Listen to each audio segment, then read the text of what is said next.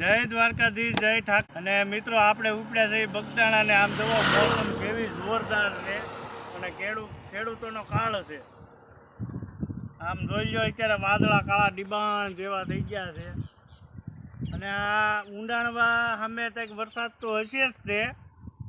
અને મિત્રો અમે તો બગદાણા બાપા સીતારામના દર્શન કરવા નીકળી ગયા છે, તો અમે બગદાણા જઈને તમને દેખાડીએ.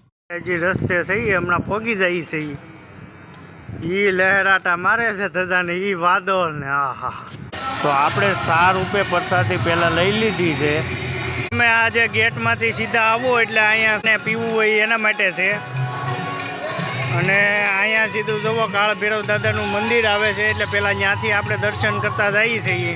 મિત્રો આ બાપા સીતારામનું ગાદી મંદિર છે અને તમે દર્શન કરી શકો છો.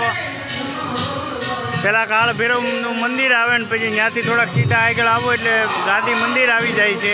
આ આરસનું આખું મંદિર છે, આપણે આગળ જઈને દર્શન કરાવીશું. બાપા સીતારામ આ વડલાની હેઠે મતલબ ધ્યાન મંદિર કરતા હતા, ધ્યાન કરતા હતા. અને આ છે ધ્યાન મંદિર.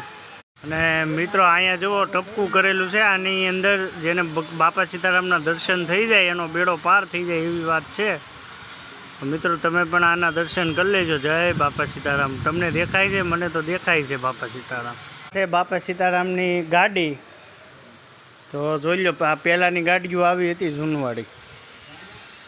તમે જોઈ શકો છો આ બગદાણા મંદિર છે અને અહીંયા જે શ્રદ્ધાળુ લોકો આવે છે એ બધા અહીંયા ધૂન કીર્તન કરતા હોય છે અને આ બેસવાની જગ્યા હોય છે. અને આ જો હાલની આરતીનો નજારો છે અને એકદમ જોરદાર અને મજા જ આવ્યા કરે એવી આરતી થાય છે. ઓ જય બાપા સીતારામ.